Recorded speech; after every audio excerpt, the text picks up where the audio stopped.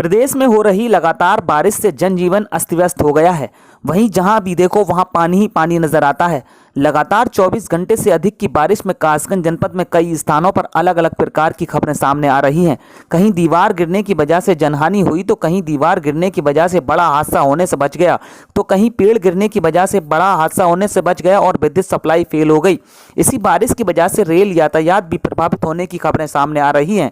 ये तस्वीर आप जो देख रहे हैं ये कासगंज और बढ़ारी स्टेशन के बीच की है, जहां एक अंडरपास के भीतर पानी भर गया और पानी भरने की वजह से रेल की पटरियों में तकनीकी खराबी आने की वजह से रेल यातायात मध्य गति से चलने लगा। वहीं कासगंज में हुई 24 घंटे से अधिक की बारिश को लेकर जिलाधिकारी कासगंज हर्षिता माथुर ने एक बैठक बुलाई और बैठक में छात्र छात्राओं के लिए 23 और 24 सितंबर का अवकाश घोषित करने के निर्देश दिए गए। वहीं बेसिक शिक्षा विभाग की ओर से जारी किए गए आदेश के बाद छात्र छात्राओं के लिए कक्षा 1 से कक्षा 8 तक 23 और 24 सितंबर को राजकीय परिषदीय अर्धशासकीय सहायता प्राप्त मान्यता प्राप्त विद्यालयों में छात्र छात्राओं का अवकाश घोषित कर दिया गया। साथ ही विद्यालयों में प्रधान अध्यापक, सहायक अध्यापक, अनुदेशक, शिक्षा मित्रों के विद्यालय में उपस्थित रहकर डीबीटी व अन्य विभागीय कार्य संपादित किए जाने के आदेश दिए गए हैं और इस आदेश को कड़ाई से पालन करने के निर्देश दिए गए हैं। साथ ही गंजनवाड़ा से एक ऐसी तस्वीर निकल करके सामने आई जहां गांधी पार्क में एक पुराना पेड़ गिर गया, जहां पेड़ गिरने की वजह से विद्युत सप्लाई पूरी तरह फेल हो गई। ये पेड़ करीब रात 2:30 बजे गिरा, जिसके बाद A to Z India news के सहयोगी वहां पहुंचे और जीरो ग्राउंड की रिपोर्ट तैयार की। चलिए आपको दिखाते हैं शकील अंसारी की पूरी रिपोर्ट। रात 2:30 बजे ये पेड़ गिरा और बिजली के तार भी यहाँ पर सारे टूट चुके हैं, लेकिन बिजली विभाग के लोग भी रात से ही इस पे काम करने पे लग गए और बिजली की सप्लाई तो चालू इन्होंने कर दी है। आप देख सकते हैं, अगर यही हादसा दिन में हुआ होता तो यहाँ किसी की भी जान जा सकती थी, किसी की भी जान जा सकती थी। आप तस्वीरों में देख सकते हैं कितना बड़ा पेड़ और कितना हालात ये खतरनाक हो सकते थे अगर ये दिन में पेड़ गिर जाता। इसी के मैं आपको गांधी पार्क का ये तस्वीर दिखा रहा हूँ। ये तस्वीर मैं आपको गंजनवाड़ा के गांधी पार्क की दिखा रहा हूँ और गांधी पार्क में ही ये पेड़ काफ़ी पुराना था, लविस्टर का पेड़ बोलते हैं इसको। ये काफ़ी पुराना पेड़ था, ये जड़ से ही खुल गया।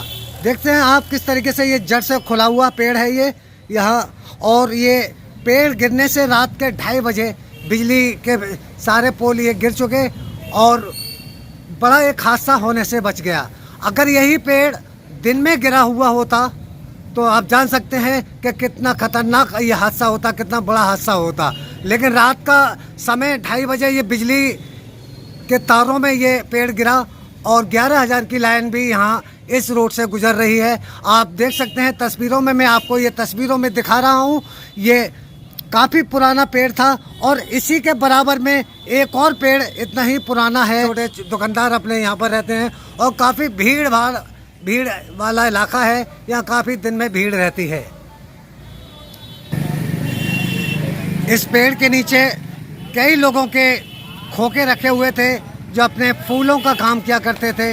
ये कई खोखों का भी यहाँ नुकसान हुआ है। आप देख सकते हैं कितना बड़ा हादसा होते होते बचा हुआ है यहाँ पे। क्या नाम है तुम्हारा? भगवान देवी। क्या हुआ आपके दुकान का? बेटा पेड़ गिर गया, सब दुकान सब टूटे, 3 तख्ता बे टूट गए और बे परे हते जे तख्ता जाके लोहे के टीन वाली भाव टूट गए 3 और बे सब बल्ला फल्ला सब ही टूट गए बेचारा। और फ्रिज सब जो फूल उल रहता है बिल्कुल जो समझे ना कछु ही बिल्कुल बेकार हो गया। काय की दुकान थी आपकी? फूलों की बेचारा।